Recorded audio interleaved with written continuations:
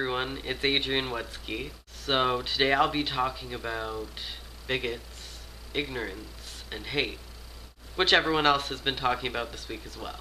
To begin with, I want to state that I live in Canada, like Veronica, and we grew up in the same area, and now she lives in Winnipeg, but I still live out here. So that's Abbotsford, as I have mentioned before.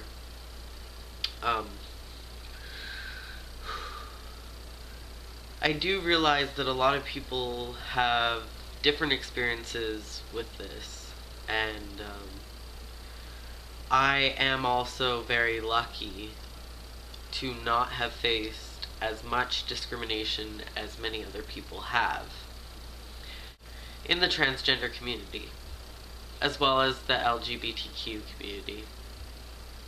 The entire community, everyone, humanity, race, gender, sex, whatever, everyone faces discrimination. So it doesn't really matter who you are, in this life you often will face some sort of bullying or harassment from people who are either like you or different.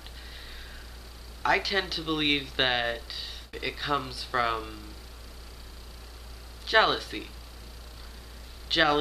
or boredom, or perhaps the people are drunk or on drugs, or it doesn't make up for the fact that they're being douchebags. But sometimes there's a story behind why a person is the way they are. So with that in mind, I tend to try to avoid situations where I will be harassed. Or if someone else is being harassed, I try to defuse the situation or change the topic or help a person get out of that situation. Growing up, I actually grew up fully as a female. I played the part, and so throughout high school I was a girl, and I actually had no idea what transgender really was. The first instance of knowing what a transgender person was Max on the L Word, which is a television show that was on Showcase. As a lesbian girl before, I preferred shows like this. I was into the drama, and my life was very dramatic, so I liked it. But I really found Max's character interesting, but I never really paid any attention fully to it, even though I was feelings, as Max was portraying. I did not come out as transgender until 2011. It was in October. So, I had already been through discrimination as a lesbian. A female lesbian. So that was a different experience, and I grew up in a Christian home, so I faced some barriers at home with my family. I was kicked out of my house when I was 16 years old, and I lived with my then girlfriend and her family. It was a very interesting, dark time in my life when I felt very alone and scared, and just, I had nothing, really, even though I had my friend. So after all of that, when I was 21 in 2011, I came out. It's a long story, perhaps I'll get into that another time. But ever since I have been out as a trans man, I have not had that much discrimination.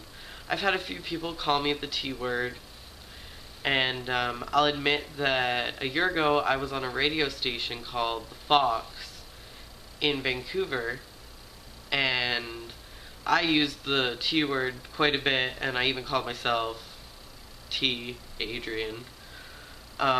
Since then I realized that it was a risky word to use and that I shouldn't use it, so since then I have not used that word. due to the trans women who face discrimination, and I'd rather not get into all that right now, but another time. So I will just tell you one story where I did face discrimination, and it was scary. So this is a trigger warning. If you don't like hearing anything about this, turn it off or just watch another movie. So it was New Year's last year, not this year, and me and my friend Danny went to a club, and I was the designated driver, and we were in the bathroom, and these two guys came in, and they were trash talking gay people, and how a gay couple were there, and how they wanted to beat them up. And this was frightening, but my friend went out of his stall, he's also a trans man, and told the guys, I'm transgender, could you stop talking like this? And then the guys actually more so harassed him, saying, oh, you're just a girl, you're just a faggot, you need to get out of here, we're gonna beat you up, blah blah blah. I was still in my stall, and so they continued to talk about gay people in a rude, mean way, and then they said, oh, you effing girl, you're always going to be a girl, after Danny had left. And I was still sitting there, and they went off about how they wanted to kill every gay person and transgender person in Abbotsford.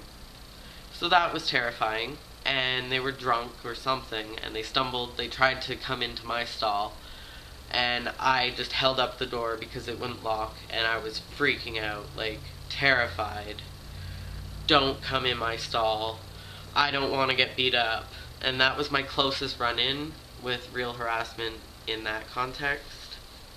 I have a great deal of friends in this area. There's a LGBTQ youth group out here in Abbotsford, and so that's one support. Then there are many supports online for me. I talk to different people. My family is now starting to accept me, and it's going slowly, but they love me and support my life.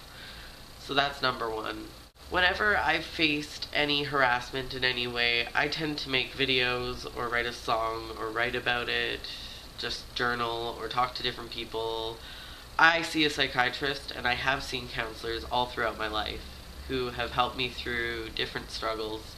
So I'm very lucky to have all of those wonderful supports. I will admit that I used to self-harm, and I used to use alcohol and drugs to escape pain, which was a very negative way to deal with the stresses that I faced with different discriminations and how I viewed myself. Because how you view yourself is the number one thing when it comes to this. If you let it bother you, then you will start to crumble. But if you keep yourself going and stand up strong and reach out for help, it will get easier and better, and then you won't feel so alone. And I find that when I'm feeling loved and supported, I do not have as many barriers, and I am stronger when bigots come my way and try to harass me. Thank you for watching this video. See you next week.